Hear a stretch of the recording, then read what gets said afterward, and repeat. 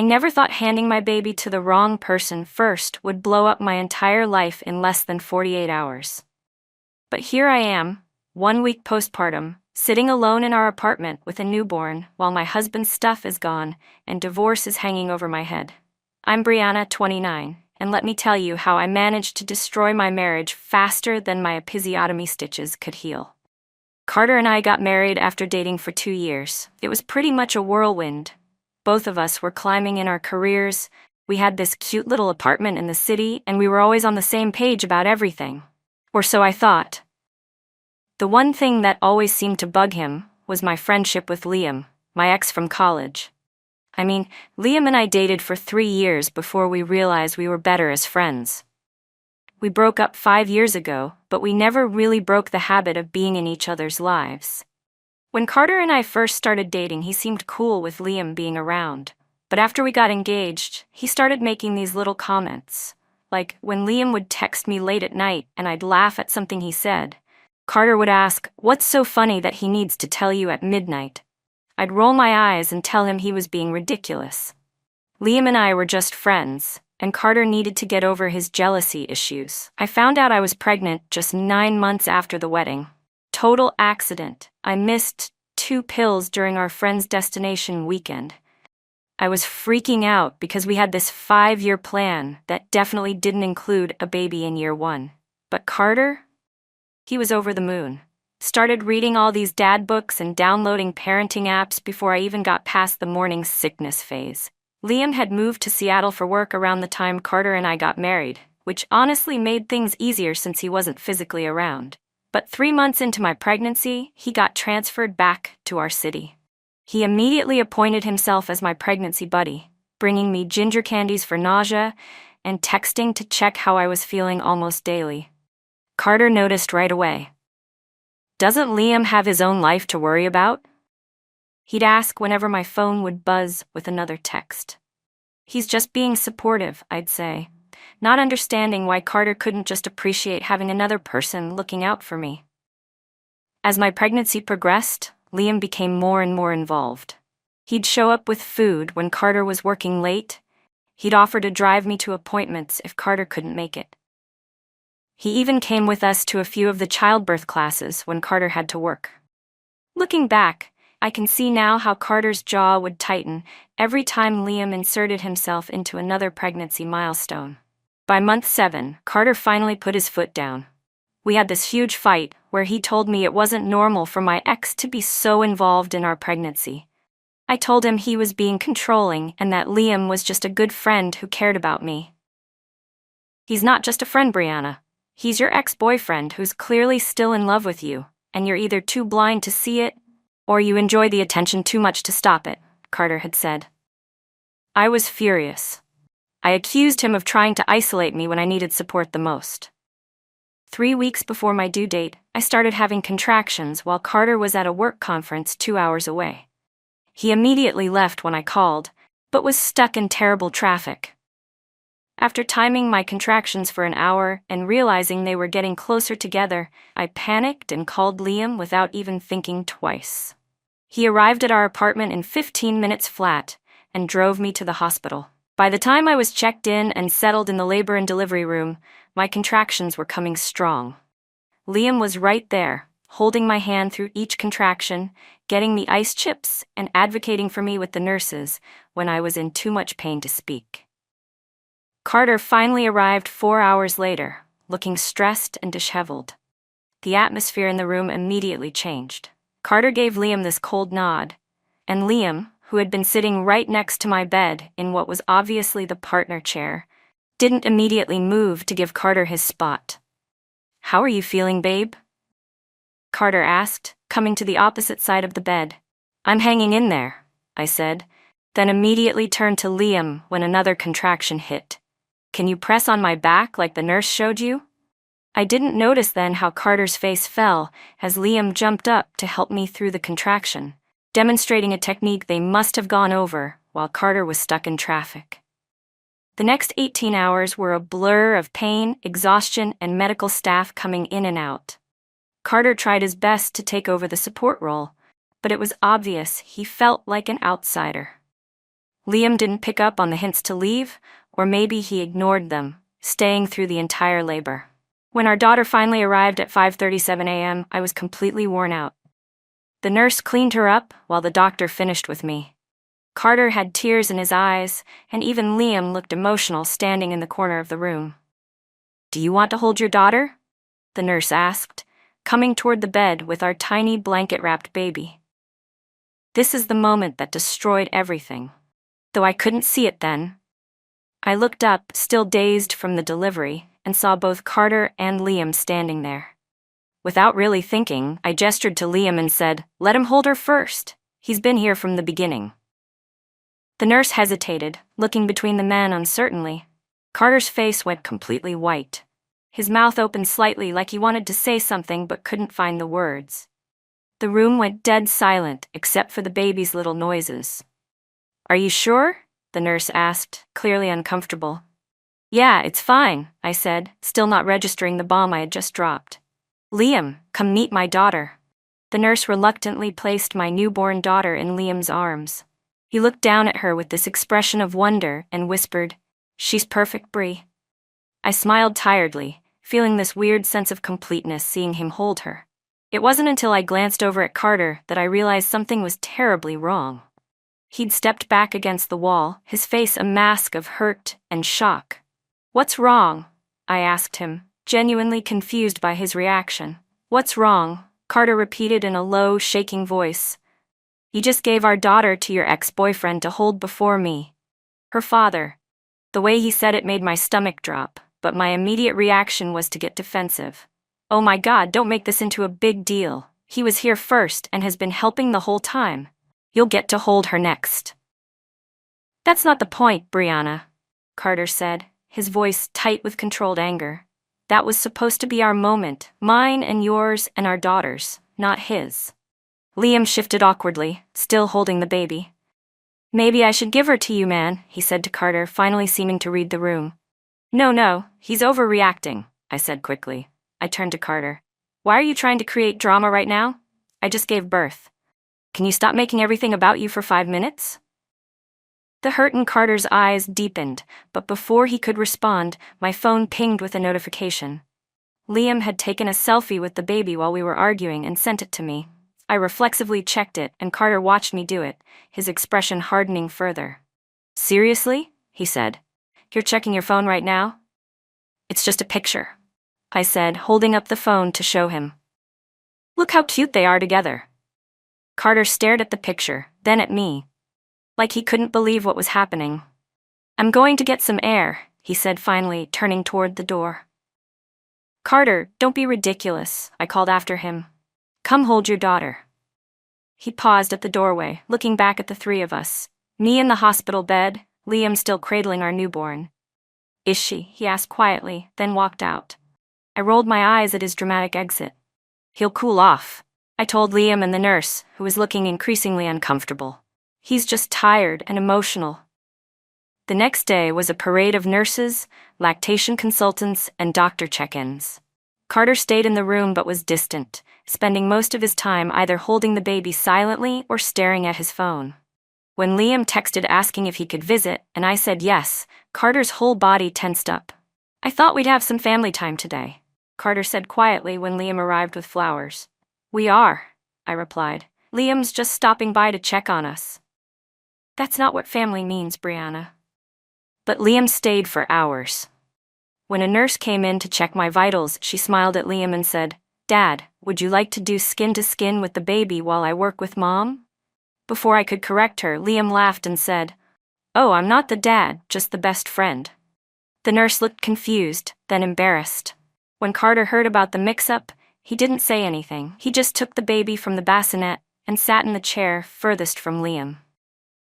Later that evening, after Liam finally left, Carter tried to talk to me. "Brianna, we need to discuss some boundaries here." "What boundaries?" I asked, scrolling through the pictures Liam had sent me from the day, some of which I was posting to Facebook with captions like, "Baby's first day with her favorite people." "Liam being here all the time. The nurse thought he was the father. Don't you see how messed up this is?" I looked up from my phone, annoyed. "No, I don't," He's being supportive while you're being weirdly jealous. He drove me to the hospital, Carter. That should have been me, Carter said, his voice tight. I'm her father. I'm your husband, and I feel like I'm being pushed out of my own family before it's even started. You're being ridiculous, I said. No one's pushing you out of anything. You're making a big deal out of nothing because of your insecurities. Carter didn't say anything else that night. The next morning, he was quieter than usual but helped me shower and get ready for discharge. The doctor said we could go home around noon, so we started packing up our things. Liam might stop by today. He said he picked up some groceries for us, I mentioned casually. Carter stopped folding. Brianna, I don't want him at our apartment today. Why not? He's just dropping off groceries. Because I'd like one day, just one day, with you and our daughter without your ex-boyfriend being involved. I sighed dramatically. You're still on this? I thought you would have gotten over it by now. Gotten over what exactly? The fact that you keep disrespecting our marriage? That you care more about his feelings than mine? That you seem to want him more involved in our daughter's life than her own father? Now you're just being ridiculous, I said. Liam is just a friend who's being helpful. Carter stared at me for a long moment, like he was seeing me clearly for the first time. I need to get some air, he said finally, grabbing his jacket. I'll be back before discharge. At 11:30, I was all packed and ready to go, but Carter hadn't returned. I texted him, "Where are you? We're ready to go soon." No response. By noon, I was getting annoyed. The nurse came in with the discharge papers, and I had to tell her my husband wasn't back yet. At 12:30, I was genuinely worried and called Carter's phone. Straight to voicemail. By 1 p.m., I was furious and called Liam to come pick us up. When we got to the apartment, I was shocked to find Carter's suitcase gone, along with some of his clothes and his laptop. On the kitchen counter was an envelope with my name on it. I handed the baby to Liam and tore it open with shaking hands. Brianna, the letter began. I can't do this anymore. The past 2 days have made it clear that I'm not a priority in your life or our daughters. I've tried to talk to you about the inappropriate relationship with Liam multiple times, but you refuse to see or acknowledge how your actions hurt me. Having my child handed to another man before me was the final straw. I need some space to think about whether this marriage can work. I'll be staying at my brother's place for now. I'll reach out about arrangements to see the baby. Please don't contact me for a few days. Carter. What the hell? I breathed, dropping the letter on the counter. He left? He actually left? What's wrong? Liam asked, gently rocking my daughter. Carter left. He took his stuff and left. I could feel tears welling up in my eyes, not sad tears, angry ones.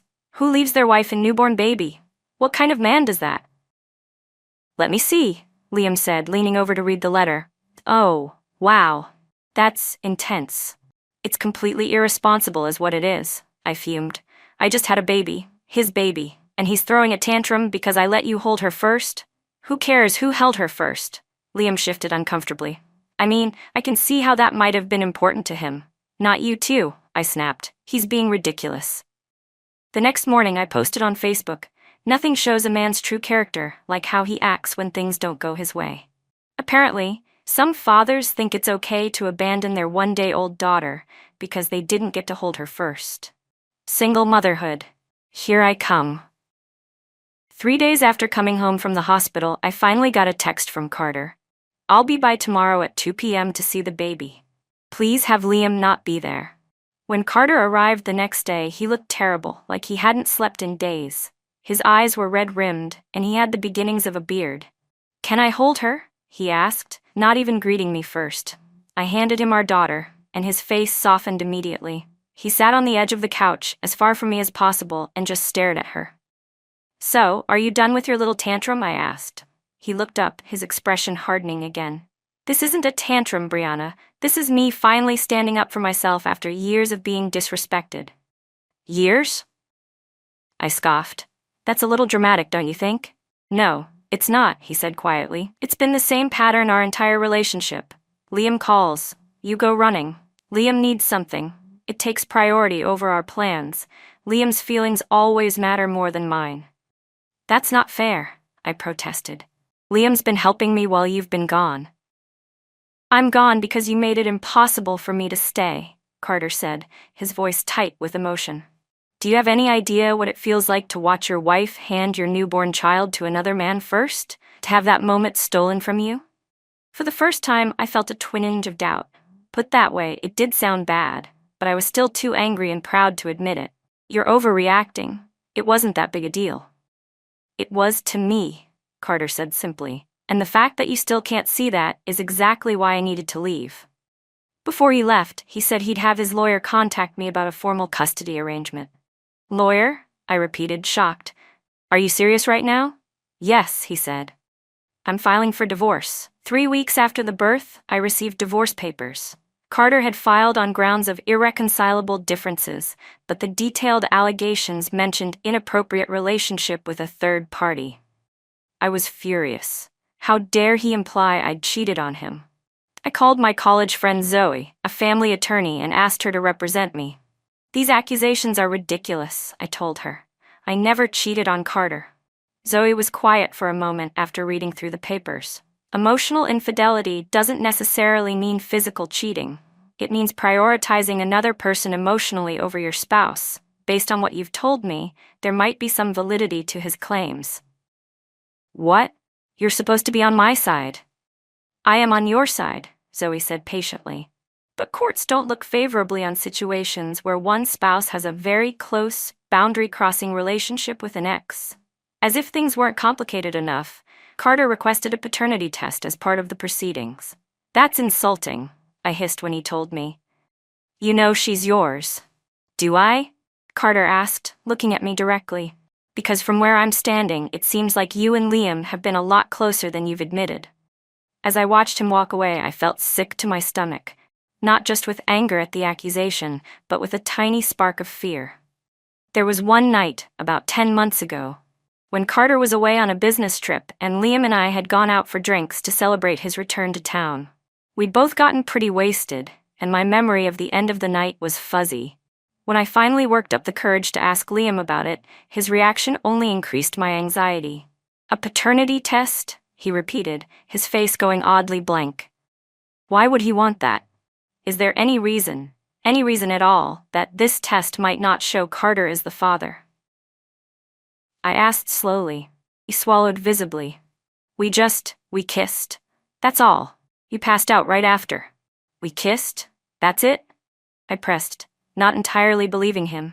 Yes, that's it, he insisted, but something in his eyes made me wonder if he was telling the whole truth.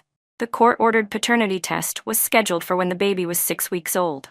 The day of the test arrived. Cheek swabs for both Carter and the baby. Those were the longest 5 days of my life waiting for results. On the 5th day, Carter called.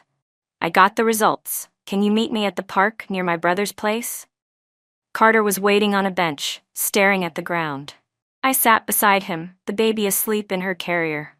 Just tell me, I said, unable to bear the suspense any longer. He pulled an envelope from his jacket and handed it to me. I opened it with trembling fingers and skimmed until I found the conclusion. The alleged father, Carter Mitchell, is excluded as the biological father of the tested child. The world tilted sideways. No, I whispered. There must be some mistake. There's no mistake, Carter said, his voice hollow. I had them run it twice. Carter, I don't understand how this could happen. I didn't think. Save it, he said, standing up. The facts speak for themselves. Please, I begged, tears streaming down my face. I honestly didn't know. I was sure she was yours. He looked down at the sleeping baby, and I saw his eyes fill with tears. So was I, he said quietly. But she's not mine, and you've been lying to me our entire marriage. I wasn't lying, I insisted. I really thought, stop, he cut me off. Even if you didn't know for sure, you knew it was a possibility. I'm done, Brianna. What happens now? I called after him as he turned to leave. Now you call Liam and tell him he's a father. The divorce will be finalized as quickly as possible. I called Liam from the park bench. The results came back. She's not Carter's. A long silence followed. Then are you sure? Yes, which means she's yours, Liam. My voice broke. You're her father. I need some time to process this, he said finally. Can I call you back? But he didn't call back. Not that day, not the next. When I finally reached him 3 days later, his voice was distant, formal. I need to think about what this means for my life. This wasn't part of my plan. It wasn't part of mine either. I snapped. But she exists and she's your responsibility too. I know, he said quickly. I just need some space to figure things out. Space. That's what they all wanted. Carter wanted space from me. Liam wanted space from his responsibilities. And I was left alone with a baby whose very existence had shattered my life into unrecognizable pieces. Liam eventually agreed to a DNA test which confirmed he was the father, but he was hesitant about taking an active role in our daughter's life. He offered financial support, but balked at the idea of regular visitation. I'm not ready to be a dad, he admitted during one of our increasingly tense conversations. Neither did I shouted, finally reaching my breaking point. You wanted to be so involved when you thought she was Carter's. You were right there, holding her first, playing house in my marriage. And now that you find out she's actually yours, you're running away? That was different, Liam muttered. I was just being supportive then. No, I said, the truth finally dawning on me. You were marking your territory. You liked the idea of being involved in our lives and undermining my marriage. You just didn't want the actual responsibility. 2 months after the paternity results, my divorce from Carter was finalized. The last time I saw him was at the lawyer's office, signing the final papers. I hope you find happiness, he said as we parted, and I could tell he meant it. I'm sorry, I replied, the words woefully inadequate for the damage I'd caused. My daughter is 6 months old now. Sometimes late at night when the baby is asleep, I scroll through old photos of Carter and me in happier times. I think about all the moments when I could have made different choices, all the times I could have respected his feelings about Liam, all the boundaries I should have set but didn't. I thought letting my ex hold the baby first was cute, a sweet moment between friends. Instead, it was the final straw that broke my marriage before we even left the hospital. And now, I have to live with the consequences of that choice every single day. If there's one thing I've learned from all this, it's that relationships have boundaries for a reason. Not because of jealousy or possessiveness, but because respect matters. Trust matters. Putting your partner first matters. I just learned that lesson too late.